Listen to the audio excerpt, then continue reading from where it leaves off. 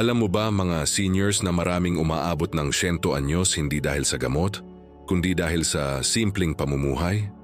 At ang ilan, walang iniinom na maintenance pero buhay na buhay pa rin. Bakit kaya? Ang tanong ngayon, anong ginagawa nila na hindi ginagawa ng karamihan?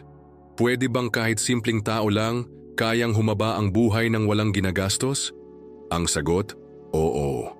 At ang sikreto, nasa mga ginagawa mo araw-araw. Kaya kung gusto mong humaba pa ang oras mo, kasama ang mahal mo sa buhay. Kung gusto mong manatiling malakas, masigla, at masaya kahit may edad na, tapusin mo ang video na ito. Dahil ngayon, ibubunyag natin ang natural na paraan para humaba ang buhay mo kahit higit 60 ka na. Libre ito. Subok ng siyensya. At abot kaya ng bawat Pilipino. Ang unang sikreto, kilos araw-araw. Hindi mo kailangang mag-gym, hindi mo kailangang tumakbo. Pero kailangan mong igalaw ang katawan mo. Ayon sa mga doktor, kahit 30 minutong paglalakad sa araw-araw ay pwede nang makabawas ng peligro sa sakit sa puso, alta presyon, at iba pang karaniwang sakit ng matatanda. Isipin mo si Mang Rolando, 69 anyos, taga Bulacan. Hindi siya mayaman, wala siyang treadmill o aircon gym. Pero tuwing alas 6 ng umaga, lumalabas siya para maglakad papuntang palengke, kausap ang mga suki at bit-bit ang kanyang eco bag. Araw-araw niya itong ginagawa. Sa tuwing tinatanong siya kung bakit parang hindi siya tumatanda, ang sagot niya lang, nilalakad ko araw-araw ang buhay ko. Ang katawan ng tao, lalo na ng seniors, ay parang makina. Kapag hindi mo ginamit, kinakalawang. Kapag ginamit mo araw-araw kahit paunti-unti, nananatiling maayos ang takbo. Kaya kahit simpleng pagwawalis, pagdidilig, pagbubunot ng sahig, huwag mong maliitin. Yan ang nagsisiguro ng mahabang buhay sa simpleng paraan. Pangalawang sikreto, ang sikat ng araw. Huwag mong hayaang nakakulong ka lang sa loob ng bahay. Kahit 50 na minutong pagpapaaraw sa umaga ay napakalaki ng tulong. Nagbibigay ito ng vitamin D na nagpapalakas ng buto, nagpapababa ng depresyon, at nagpapalakas ng resistensya laban sa trangkaso at iba pang sakit. Kilala ko si Aling Rosa, 74 years old, taga Laguna. Tuwing umaga, nakaupo siya sa harap ng bahay habang umiinom ng kape at pinapanood ang mga manok niya. Hindi mo siya maririnig na nagrereklamo ng sakit sa kasukasuan o likod. Kasi mula noon pa, ginagawa na niya to. Sabi nga niya, ang araw, yan ang gamot ko. Pero hindi lang basta pagpapaaraw. Kailangan mo ring huminga ng sariwang hangin. Buksan mo ang bintana. Pumunta sa may puno. Huminga ng malalim. Nakakatanggal yan ng stress. At tandaan, ang stress ay tahimik pero matinding kalaban ng mahabang buhay. Pangatlo, uminom ng sapat na tubig. Maraming seniors ang nakakalimot uminom kasi hindi na nila nararamdaman ang uhaw. Pero tandaan, ang katawan mo ay binubuo ng higit 60% tubig. At kapag kulang ka sa tubig, bumabagal ang takbo ng mga organs mo. Mas madaling mapagod, sumakit ang ulo at humina ang resistensya. Araw-araw dapat uminom ka ng hindi bababa sa 8 basong tubig. Pwede mong sabayan ng salabat o maligamgam na tubig kung malamig ang panahon. Pero iwasan ang matatamis na juice o soft drinks. Hindi yan pampahaba ng buhay. Ang ika-4 na sikreto, iwasan ang sobrang galit o sama ng loob. Alam naming lahat minsan mahirap kalimutan ang nakaraan, lalo na kung may nasabi o nagawa ang kapamilya. Pero tandaan, ang puso ng tao, literal na naapektuhan ng emosyon. Ayon sa pag-aaral mula sa mga eksperto sa Canada, ang mga seniors na laging may dalang sama ng loob o stress ay mas mataas ang tsansa na magkaroon ng heart attack at stroke. Kaya kung gusto mong humaba ang buhay mo, bitawan mo ang hindi mo kayang kontrolin. Kilala ko si Lolo Ben, 80 anyos na, may dating kaaway na kapatid. Pero isang araw nilapitan niya ito at sinabing, "Ayoko nang bitbitin to hanggang huli. Gusto ko kapag dumating ang oras ko, magaan ang loob ko." Mula noon, mas masigla at mas masaya si Lolo Ben. Ngayon baka iniisip mo, Kaya ko pa bang magsimula ng healthy na routine kahit matanda na ako? Ang sagot ko, oo. Hindi kailanman huli ang lahat. Maraming Pilipinong seniors ang natutong maglakad araw-araw sa edad 70. Marami rin ang natutong mag-meditate, magbasa o mag-journal sa edad 75. Ang mahalaga, simulan mo. Kahit kaunti, kahit ngayong gabi. At kung nag-iisa ka sa bahay walang kasama, tandaan mo, may mga bagay kang pwedeng gawin para makaramdam ka ng koneksyon. Pwede kang tumawag sa isang kamag-anak, makipagkwentuhan sa kapitbahay, o kahit makinig ng radyo o podcast habang kumakain. Ang utak natin ay tumatagal kapag ito ay laging ginagamit at nakikipag-ugnayan. Pwede mo ring subukang magsulat ng simpleng gratitude list gabi-gabi. Ano yun? Isang listahan ng 3 bagay na pinasasalamatan mo sa araw na iyon. Halimbawa, nagising ako ng maayos, nakausap ko ang apo ko, nakakain ako ng mainit na tinola. Maliit na bagay pero napakalaki ng epekto sa utak at puso. Mga seniors, ang tunay na mahaba ang buhay ay yung marunong huminga ng malalim, ngumiti kahit may pagsubok at kumilos araw-araw. Hindi para sa ibang tao kundi para sa sarili, para sa katawan, isip at damdamin. At kung andito ka pa ngayon sa video na to, ibig sabihin gusto mo talagang humaba pa ang buhay mo. At gusto kong purihin ka dahil sa simpleng panonood mo pa lang nito, nagsimula ka ng kumilos para sa sarili mo. Sa part 2, pag-uusapan natin ang mga pagkain na tahimik pero malakas ang epekto sa katawan ng seniors. Mga pagkaing abot kaya pero pwedeng magbigay ng dagdag taon sa buhay mo. Kaya huwag kang bibitaw. Magkita tayo sa susunod na bahagi. Lakasan araw-araw ngayon, comment mo nga ang salitang lumalaban. Kung andito ka pa at gusto mong mabuhay ng mas mahaba at mas masigla. Kung napanood mo ang part 1, alam mo na kung gaano kahalaga ang paggalaw, araw, tubig at positibong pananaw para sa mahabang buhay. Ngayon naman, pag-uusapan natin ang pagkain. Pero hindi kung ano lang masarap, kundi kung ano ang pampahaba ng buhay. Una sa listahan, malalansang isda gaya ng tamban, galunggong at sardinas. O yung simpleng isda na kadalasang pinirito o ginagawang ginataan. Pero alam mo ba, ayon sa siyensya, ang isdang ito ay mayaman sa omega-3 fatty acids, isang uri ng taba na nagpapababa ng inflammation sa katawan, nagpapalakas ng puso, at tumutulong para hindi mabilis tumigas ang ugat. Sa isang pag-aaral sa Japan kung saan maraming seniors ang umaabot ng 90 to 100 years old, isa sa mga common factor sa diet nila ay pagkain ng isda, lalo na yung maliliit pero malalansa.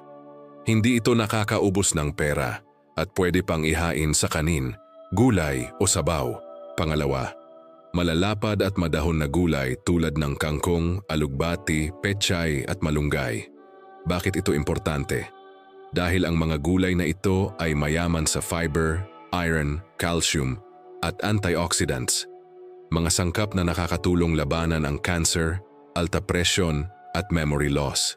Ang fiber ay parang walis sa loob ng tiyan, nililinis ang bituka, pinapababa ang kolesterol at pinapabagal ang pag-absorb ng asukal sa katawan. Kaya kung may diabetes o high blood ka, malaking tulong ito. Ang pechay at kangkong, madalas mong makita sa palengke o sa gilid ng kalsada. Hindi mo na kailangang gumastos ng malaki.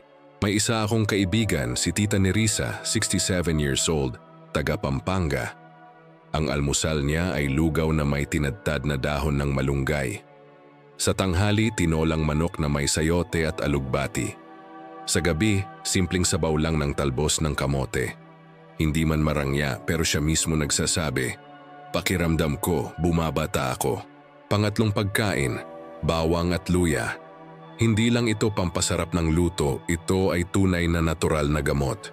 Ang bawang ay may sangkap na alisin na may kakayahang pababain ang presyon, linisin ang dugo at pigilan ang pagbuo ng bara sa ugat. Samantala, ang luya ay tumutulong sa digestion, nagpapalakas ng immune system at pwedeng magpakalma sa pananakit ng kasukasuan. Kaya kung tatanungin mo ako kung anong dapat mong isama sa pang-araw-araw mong ulam, kahit pritong itlog lang yan, lagyan mo ng bawang.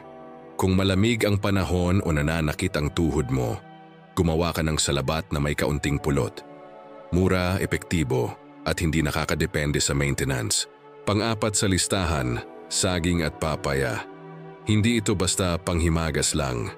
Ang saging ay may potassium na mahalaga sa pagpapanatili ng normal na tibok ng puso. Ang papaya naman ay may vitamin C at enzymes na tumutulong sa digestion. Sa mga seniors na hirap sa pagdumi o madalas constipated, malaking tulong ang papaya para gumaan ang pakiramdam. Hindi mo rin kailangang bumili ng mamahaling prutas araw-araw. Kung minsan, ang saging na tundan at papayang hinog ay binibenta ng mura sa hapon sa palengke. Kaysa sa soft drinks, gatas na puro asukal, o mamahaling snack, ito na lang ang kainin mo. May lasa na, may sustansya pa. Panglima, hindi naman pagkain pero mahalaga ring pag-usapan ang pag-iwas sa sobrang asin at asukal. Maraming seniors ang nasanay na sa bawat ulam kailangang maalat o sa bawat kape kailangang sobrang tamis. Pero tandaan, ang sobrang sodium at sugar ang mga pangunahing sanhi ng sakit sa bato, high blood at diabetes. Alam kong mahirap baguhin ang panlasa, pero ang sikreto ay hindi biglaan, unti-unti. Halimbawa kung dati 3 kutsarita ng asukal sa kape mo, gawin mong 2, tapos 1. Kung dati laging may patis o toyo sa lahat ng ulam, subukan mong gumamit ng kalamansi o kaunting paminta para sa lasa. Ang katawan mo ay matalino. Kapag nasanay sa bagong timpla, hindi mo nahahanap-hanapin ang sobrang alat o tamis. At ang reward? Mas magaan ang pakiramdam, mas malinaw ang isip, at mas tumatagal ang buhay. Pang-anim, mahalagang gawain ay pagkain sa tamang oras. Maraming matatanda ang hindi kumakain ng almusal, tapos sobrang dami ang kinakaing tanghalian. O kaya, late nang kumakain ng hapunan, tapos diretso tulog. Ito ay masama para sa katawan, lalo na sa pancreas at sa asukal sa dugo. Gumawa ka ng simpleng routine. Gising, inom ng tubig, almusal na magaan pero may sustansya. Tanghalian na may gulay at protina. Huwag masyadong magpupuyat pagkatapos kumain ng madami. At huwag ka na rin sanang mag-heavy meal bago matulog. Pwede kang uminom ng maligamgam na tubig o gatas kung kailangan. Yung katawan ng seniors ay mas mabagal na ang metabolism. Ibig sabihin, mas matagal tunawin ang pagkain. Kaya kung hindi tama ang oras ng kain, madali kang makaramdam ng kabag, heartburn o pagtaas ng asukal. Panghuli sa part na ito at isa sa pinaka-nakakalimutan, ang pagkain ng may saya. Kumain ka habang may kausap o kahit nanonood ng TV na nakakatawa. Iwasan ang pagkain habang galit, nagmamadali o malungkot. Ayon sa mga pag-aaral, ang stress habang kumakain ay nakakaapekto sa digestion at absorption ng nutrients. Kung mag-isa ka sa bahay, pwede kang makinig ng radyo habang kumakain o manood ng video tulad nito para may kasabay ka. Ang pagkain ay hindi lang nutrisyon, kundi ritual din ng pagmamahal sa sarili. Sa mga bagay na ito, simpleng isda, gulay, prutas, luya, bawang, bawas salat, bawas tamis, walang kailangang milyon. Ang kailangan lang ay disiplina, kaalaman, at konsistenteng pangangalaga sa katawan. Hindi ito minsan ang effort. Ito ay araw-araw na desisyon para mahalin ang sarili mo. At kung narito ka pa rin, saludo ako sa iyo. Ibig sabihin gusto mo talagang mabuhay ng mahaba, masigla at masaya. Huwag mong baliwalain ang bawat kutsarang kinakain mo.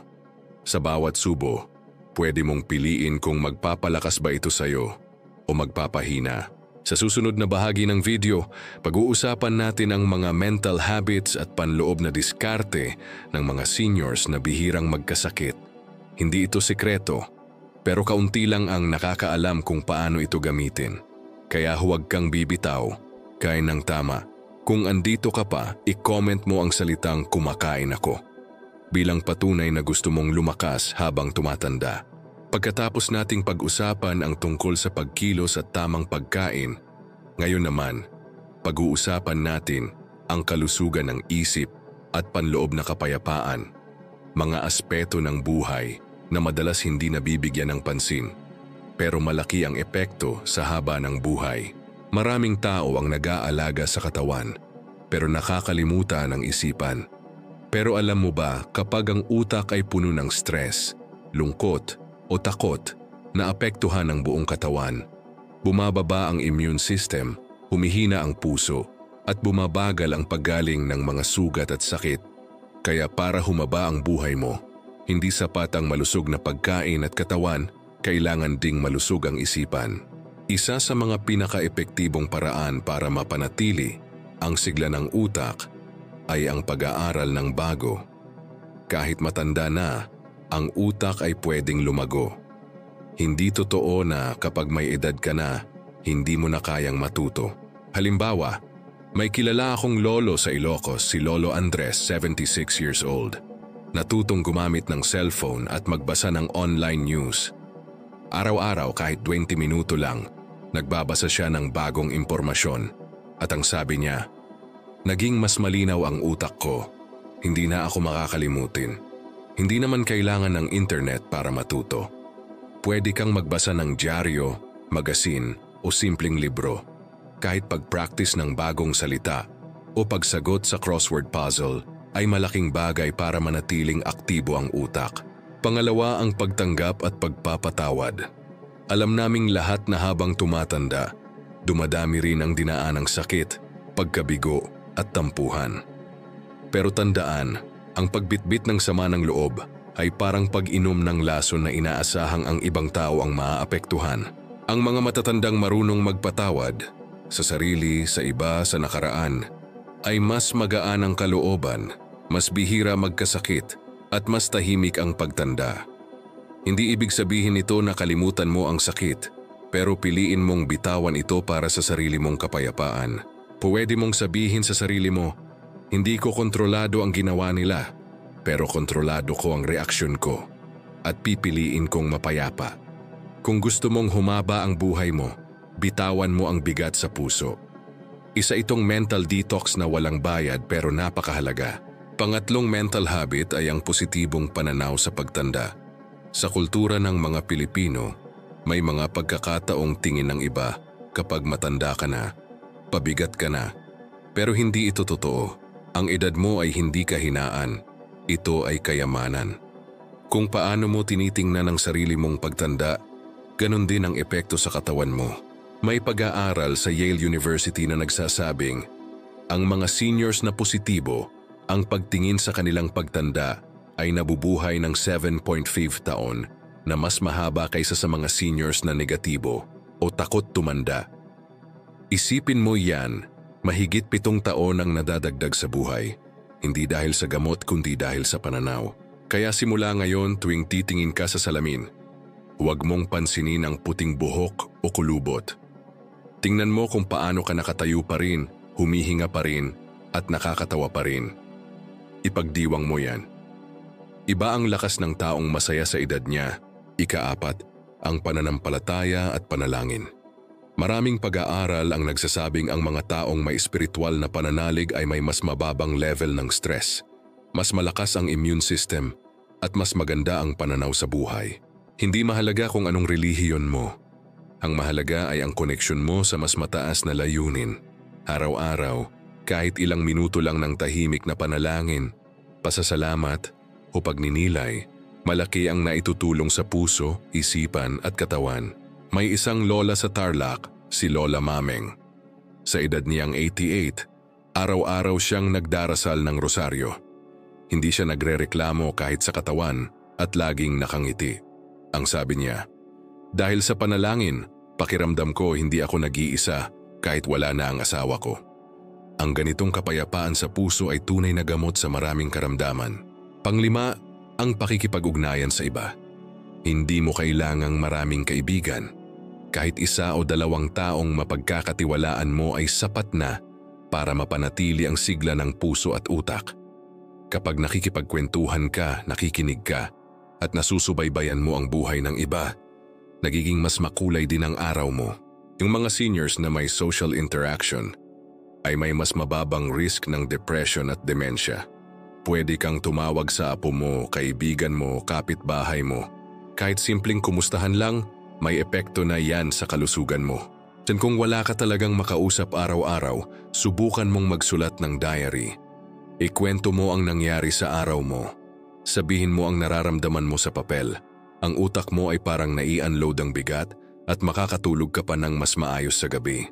At habang ginagawa mo ang mga mental habit na ito, pag-aaral, pagpapatawad, positibong pananaw, pananampalataya, at koneksyon, hindi mo lang pinapalakas ang utak mo, pinalalakas mo rin ang puso mo, ang immune system mo, at ang rason mo para gumising tuwing umaga.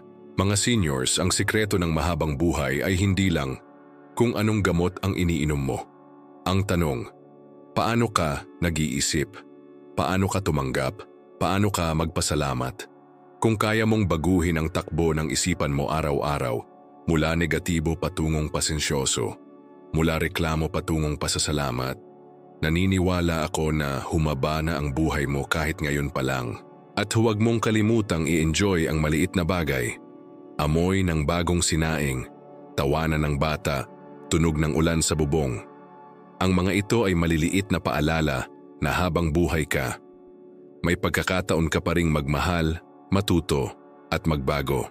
Sa susunod na bahagi ng video, pag-uusapan natin ang tamang oras ng tulog at mga natural na gawain sa gabi na pwedeng magpahaba pa ng buhay mo.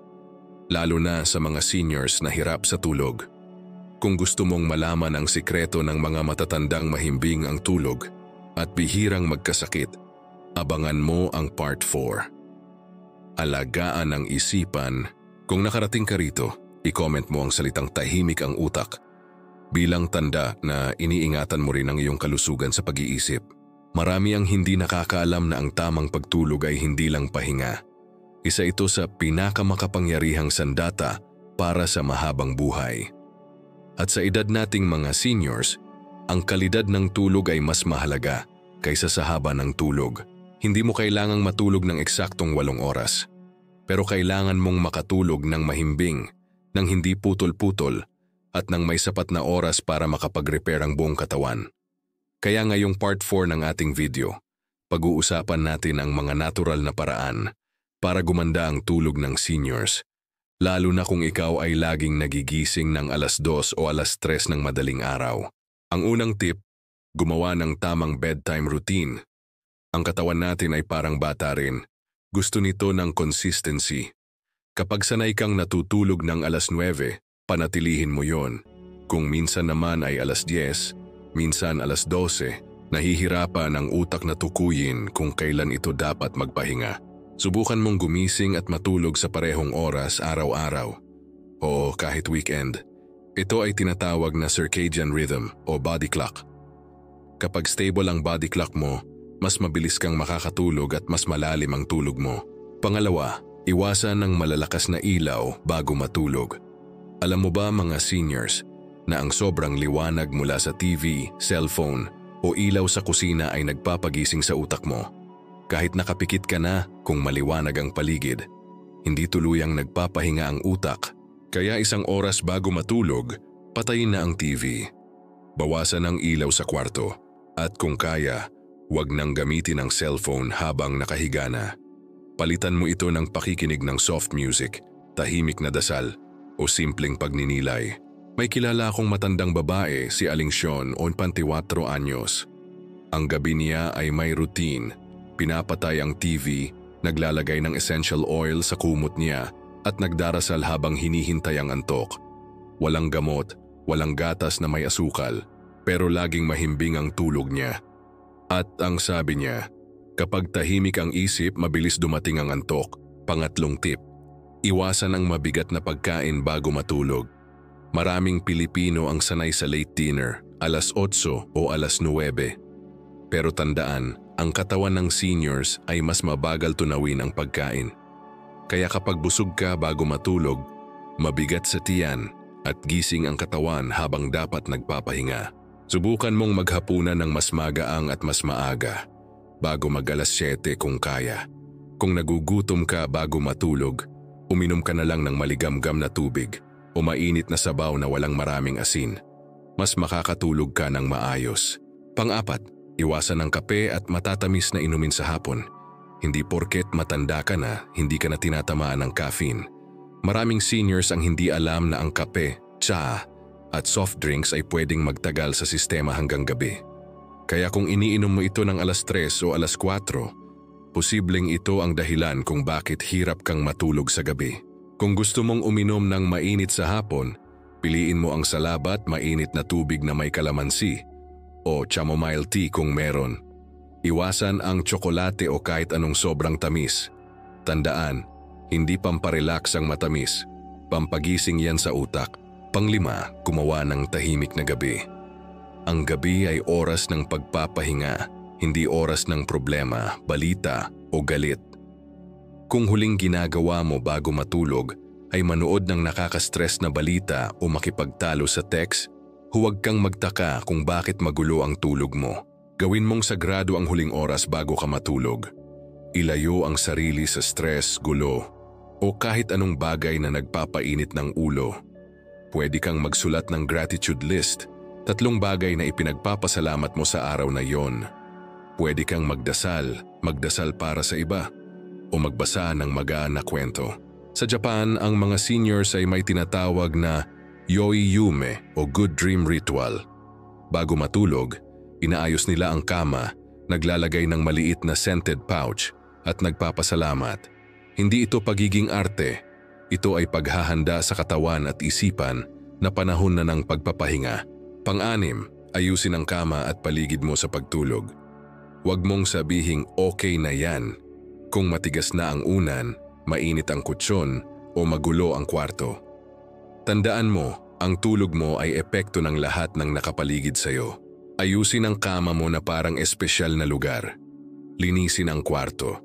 Gumamit ng kumot na malinis at hindi masyadong mainit. Buksan ang bentilador o bintana para hindi makulob. Ilayo ang kahit anong tumutunog o nag-iingay habang natutulog ka. Ang kapaligiran ng pagtulog ay kasing halaga ng tulog mismo. At panghuli, tanggapin ang antok ng may kapayapaan. Maraming seniors ang natatakot matulog. Yung tipong iniisip na baka hindi na magising o baka magka-stroke habang tulog. Pero tandaan, ang takot ay hindi nakakatulong. Mas lalong nakakapinsala ito sa tulog. Ipaubaya mo sa Diyos ang gabi, i-relax mo ang katawan mo, huminga ka ng malalim, at ipaalala mo sa sarili mo na ang pagtulog ay hindi paglayo, kundi pagbawi ng lakas para bukas. Habang natutulog ka, gumagana ang katawan mo sa pag-aayos, pag-repair, at pagpapatibay ng resistensya mo. Kaya mga seniors, kung gusto mong humaba pa ang buhay mo, ayusin mo ang gabi mo. Gawin mong mahimbing, tahimik at puno ng pasasalamat. Sa susunod na bahagi ng video, pag-uusapan natin ang isa pang mahalagang sikreto ng mga seniors na humahaba ang buhay, ang paggalaw ng katawan sa umaga. Anong klase ng galaw? Anong simpleng ehersisyo ang pwedeng gawin sa bahay? At paano ito nakakatulong sa utak, puso at buto? Abangan mo ang part 5. Tulog ng tama. Kung andito ka pa, i-comment ang salitang mahimbing gabi para malaman naming seryoso kang gustong palawigin ang buhay mo sa tamang tulog. Maraming seniors ang naniniwalang kapag may edad na, dapat iwasan na ang galaw para di mapagod o masaktan. Pero ang totoo, ang kakulangan sa paggalaw ang tunay na nagpapahina sa katawan. Ngayon sa part 5, pag-uusapan natin ang importansya ng umagang paggalaw. Hindi para magpaka-atleta, kundi para lang manatiling matatag, malinaw ang isip at mas buhay ang katawan. Simulan natin sa isang simpleng tanong. Kailan ka huling nag-inat pagkagising? Ang simpleng pag-unat ng katawan tuwing umaga ay may malaking epekto sa daloy ng dugo, flexibility ng kasukasuan at gising ng isip. Hindi ito kailangan ng matinding effort. Kahit nakaupo ka lang sa kama, pwede mo nang simulan. Subukan mo ito bukas paggising mo. Umupo sa gilid ng kama, huminga ng malalim, at iangat ang mga braso paakyat habang iniinat ang buong katawan. Paulit-ulit ng 3 beses. Pakiramdaman mo ang gaan sa dibdib at ginhawa sa katawan. Ang tawag dito ay dynamic waking stretches na ayon sa mga doktor, Tumutulong para hindi biglaan ang pagbangon ng katawan. Bagay na mahalaga lalo na sa mga may high blood. Pangalawang tip, maglakad-lakad sa loob ng bahay tuwing umaga. Hindi mo kailangang lumabas o tumakbo. Ang paglalakad mula sala, papunta sa kusina at pabalik ng paulit-ulit sa loob ng 5 minuto ay sapat na para mapainit ang katawan, mapaikot ang dugo at makondisyon ang katawan sa araw. Kilala ko si Mang Tonyo, 74 years old, taga Marikina. Araw-araw, gumigising siya ng alas 6 ng umaga, umiinom ng tubig at naglalakad-lakad sa loob ng bahay. Hindi man siya nakakagala sa labas, pero hindi rin siya naninigas ang katawan. Ang sikreto raw niya, hindi ako nagpapahinga ng wala pang pagod. Pangatlong gawin, gumawa ng simpleng ehersisyo ng kasukasuan. Lalo na sa mga matatandang may rayuma, pananakit ng tuhod o naninigas ang balikat, mahalaga ang gentle movement. Subukan mong ikutin ang iyong pulso, paa, tuhod at balikat. Iikot pa kanan, tapos pa kaliwa. Ulitin ng ilang beses. Ang mga ganitong galaw ay tumutulong para hindi manigas ang kasukasuan. Kapag ginagawa ito araw-araw, mas madali kang makalakad, makayuko, o makakilos ng hindi sumasakit ang katawan. Pang-apat na tip, mag-practice ng balance o pagtayo sa isang paa. Isa sa pinakakaraniwang dahilan kung bakit maraming matatanda ang biglaang bumabagsak o nadudulas ay dahil humihina ang balanse ng katawan. Pero magandang balita, pwedeng sanayin ito. Subukan mong humawak sa upuan o pader, tapos iangat ang isang paa ng bahagya habang nakatayo ka sa isa. Gawin ito sa loob ng 10 segundo, tapos palitan. Ulitin ng 3 beses bawat paa. Kung kaya mo, dagdagan ng 1 segundo kada linggo. Ang ganitong simpleng practice ay may malaking epekto sa kaligtasan at tibay ng katawan. Hindi mo kailangang mag-hiking. Sapat na ang matatag na pagtayo para hindi ka basta-basta natutumba. Panglima, gamitin ang paggalaw bilang panalangin o pasasalamat. Maraming matatanda ang nade-depress dahil feeling nila wala na silang silbi o kakayahan. Pero kapag iniisip mo na bawat galaw ng kamay mo ay isang regalo at bawat hakbang ay isang pasasalamat, nababago ang takbo ng isip. May lola sa Laguna, si Lola Tarsing. Sabi niya, pag naglalampaso ako parang dinadasal ko yung bawat kuskus kasi gumagalaw pa rin ako. Napakagandang pananaw at ito ang nagpapahaba ng buhay niya, hindi lang pisikal kundi emosyonal. Ika-6 na tip, gumamit ng musika habang gumagalaw. Ayon sa research, ang mga seniors na nag-e-ehersisyo habang may musika ay mas nagtatagal, mas masaya at mas motivated. Hindi mo kailangang mag-zumba. Kahit simpleng indayog ng katawan habang may tugtog ay nakakatulong sa puso at utak. Subukan mong patugtugin ang paborito mong kantang pangkabataan, tapos sabayan ng simpleng sayaw o indayog. Kahit nasa kusina ka lang o habang naglalampaso, galaw ay galaw. Panghuli sa part na ito, huwag mong hayaang lumipas ang araw ng walang kahit anong paggalaw. Ang katawan mo ay parang ilog. Kapag hindi dumadaloy, bumabaho. Kapag hindi ginagalaw, natutuyot. Pero kung pinapakilos mo kahit simpleng kilos lang, ito ay nabubuhay, bumabata at tumitibay. Walang taong biglang tumatanda. Ang katawan ay unti-unting humihina kapag pinapabayaang hindi kumilos. Pero ang katawan na araw-araw gumagalaw, kahit paunti-unti, ay may posibilidad na manatiling matatag kahit lampas 90. Mga seniors, hindi mo kailangang gawin ang lahat sa isang araw. Magsimula ka sa isa. Sa stretching, sa paglalakad sa loob ng bahay, sa pag-inat habang nakaupo. Kung araw-araw mo itong gagawin, hindi mo mamamalayan. Mas madali ka nang bumangon, mas magaan ang likod mo, at mas buhay ang pakiramdam mo. At ang pinakaimportante, huwag mong ikumpara ang sarili mo sa iba. Ang galaw mo ay para sa'yo, para sa katawan mo, para sa lakas mo. Hindi ito paligsahan, ito ay pangangalaga. Sa susunod na bahagi, pag-uusapan natin ang mga gawain na pampasaya at pampalakas ng loob ng seniors. Yung mga hilig, libangan o layunin sa buhay na nagpapatibok ng puso kahit sa katandaan. Ito ang susi kung bakit ang ibang matatanda ay may sigla pa sa mata at may gana pa sa bawat araw. Kaya abangan mo ang part 6, Gumalaw Araw-Araw.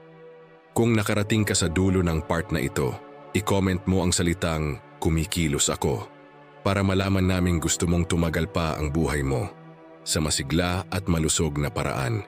Ngayong narating na natin ang huling bahagi ng ating video. Gusto kong batiin ka. Hindi lahat ay umaabot dito. Ibig sabihin lang, mahal mo ang sarili mo at gusto mong gawin ang lahat para mapahaba at mapaganda pa ang mga tao ng buhay mo. Napag-usapan na natin ang tungkol sa pagkain, tulog, ehersisyo at kalusugan ng isipan. Pero may isa pang aspeto na kasing halaga, ang saya ng puso at layunin ng buhay. Dito sa huling bahagi, pag-uusapan natin ang mga simpleng bagay na nagbibigay saysay, sigla at direksyon sa buhay ng matatanda. Hindi ito tungkol sa karangyaan, hindi ito tungkol sa trabaho. Ito ay tungkol sa buhay na may dahilan. Unang tanong, anong nagpapasaya sa'yo? Maraming seniors ang nawawalan ng gana sa buhay dahil sa pakiramdam na wala na silang silbi. Pero ang totoo, ang bawat araw na ginigising ka ng Diyos ay panibagong pagkakataon para magmahal, tumulong o simpleng magpasalamat. Isipin mo si Lola Bising, 83 years old, taga Samar. Araw-araw siyang naglalaban ng panyo at sinasabit sa labas. Kapag tinanong mo kung bakit siya masigla, ang sagot niya lang ay, gusto kong maaliwalas ang bintana ko. Pag may nakasabit, parang may saysay ang araw ko. Sa iba, simpleng gawain lang yon. Pero sa kanya, yun ang nagbibigay kahulugan sa bawat araw. Ikaw, ano ang nagbibigay saysay sa'yo? Maaring ito ay ang pag-aalaga ng halaman, pagsusulat sa notebook, pagdarasal para sa ibang tao, o kahit simpleng pagtimpla ng kape para sa asawa mo. Hindi kailangang malaki. Ang mahalaga, may dahilan kang bumangon. Pangalawa, ang pagbabahagi ng kwento. Alam mo ba mga seniors na ang pagbabahagi ng mga kwento ng nakaraan ay hindi lang nakakagaan ng loob, kundi may magandang epekto rin sa utak? Ang tawag dito ng mga eksperto ay life review, isang proseso ng pagbabalik tanaw sa buhay bilang paraan ng pagtanggap at pagproseso. Pwede kang magkwento sa mga apo, sa kapitbahay, sa sarili mo habang nagsusulat, o kahit sa ganitong video. I-comment mo ang isa sa mga karanasang hindi mo makakalimutan. Masarap sa pakiramdam na may nakikinig at masarap din sa utak na may naaalala. Ang mga seniors na nagbabahagi ng karanasan ay mas mataas ang life satisfaction ayon sa research sa mga centenarians sa Italy at Korea. Kapag naibabahagi mo ang kwento mo, parang sinasabi mong may halaga ang pinagdaanan ko. Pangatlo, ang simpleng libangan o hobby. Maraming matatanda ang akala nila wala nang silbi ang libangan, pero sa totoo lang, ito ang nagbibigay ng kasiyahan at sigla na hindi kayang ibigay ng gamot. Kilala ko si Tatay Pido, 78, na araw-araw ay gumagawa ng mga kwadro mula sa kahoy na basura. Hindi siya nagbebenta, hindi siya sikat. Pero tuwing tinatanong ko kung bakit niya ginagawa yon, simple lang ang sagot niya. Masarap sa pakiramdam. Natutuwa ako. Ang utak ay nabubuhay kapag may nililikha. Hindi kailangang magaling.